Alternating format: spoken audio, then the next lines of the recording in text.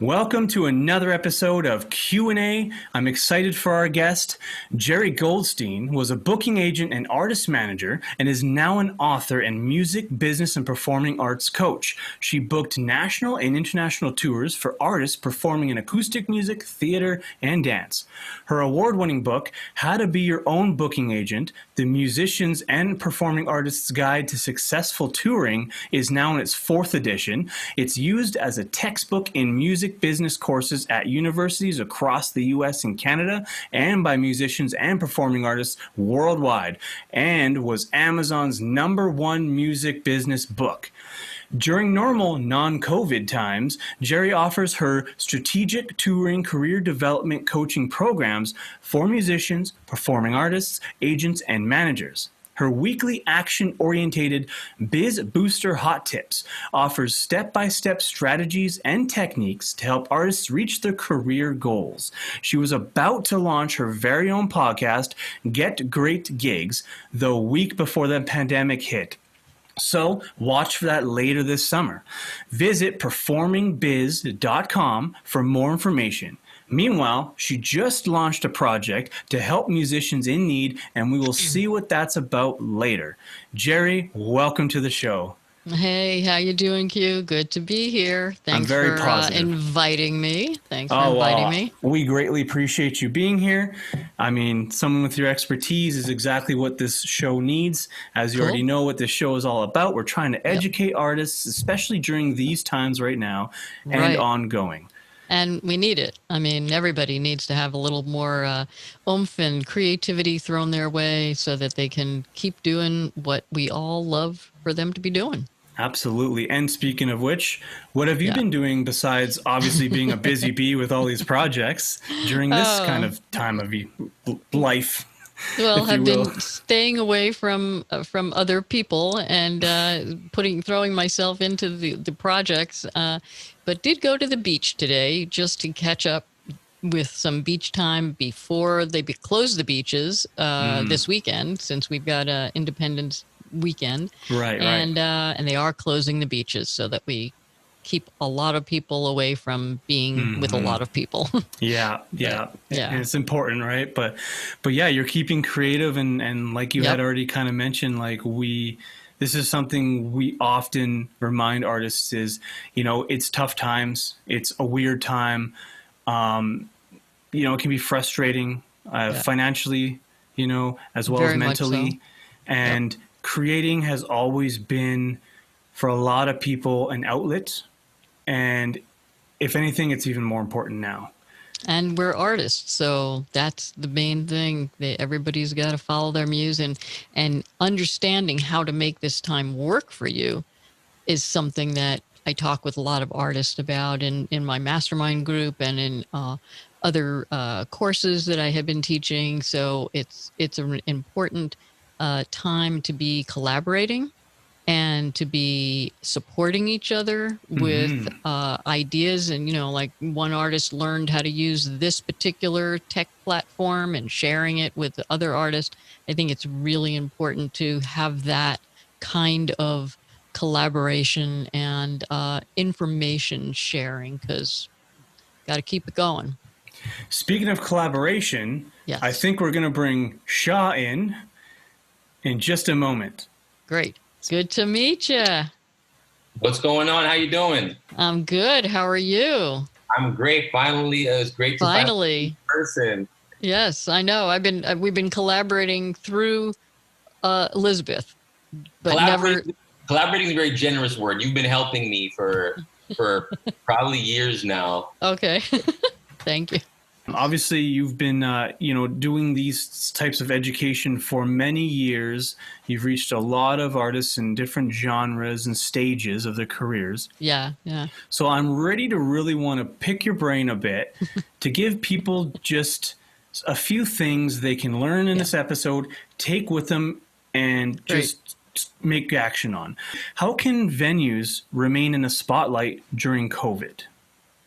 Well, one of the major concerns that venues have is remaining relevant to their audience.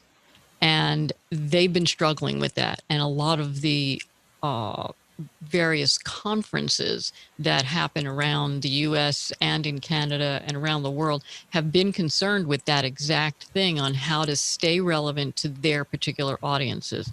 So they've been, in some cases, reaching out to the artists that they have worked with in the past to talk to them about presenting some online, whether it's pre-recorded material or online streaming material, doing something, Zoom programs or live streaming to Facebook programs. But they've been reaching out to artists. And I think the biggest thing that has to be considered is what is the venue type and what does the artist have that the venue can actually use to reach their specific audience. Mm-hmm. So the various venues are really trying to access the artists that are most logical to service their audience. Makes sense. Mm-hmm. As an artist, the thing that you have to be doing is thinking about, well, where is my best place to reach out to in collaboration and have something that you can present to them. And what would you think, like how would an artist go about, say the artist decided to reach out to the venue, or even if the venue reach out to the artist, how does an artist get their ideas across? Like how do they stand out or convince people to book them or collab with them? Well, I think, one of the biggest things that I've noticed oftentimes is missing is having an artist really know themselves, know what you have to present and have it so that you can describe what you have to present, that you can, eloquently and cleverly talk about what you do.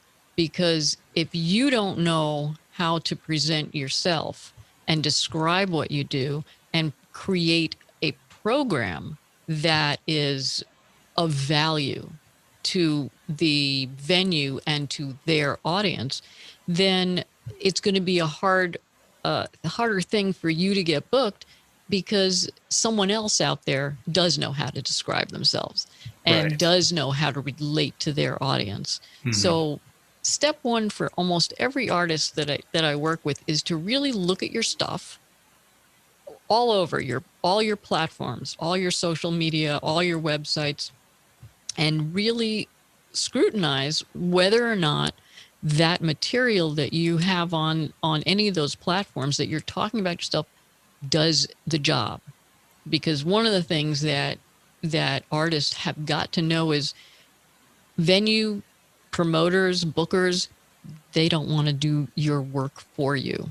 They got enough on their plates, They've got enough on their plate, and so they're not going to spend their time figuring you out. Right. Particularly important with artists that have a harder time getting booked, and that are maybe even misunderstood. Like some examples of that I've been able to take away from what Jerry's taught and what Jerry's put out in her newsletter is it can be things as simple as if instead of having a normal show, Shah's performing at whatever on this day, if you string together different shows, you create a tour and then you give it a name that's more profound than just not having a name, but it speaks to what you're doing a little bit. Right away, you've added some value, right?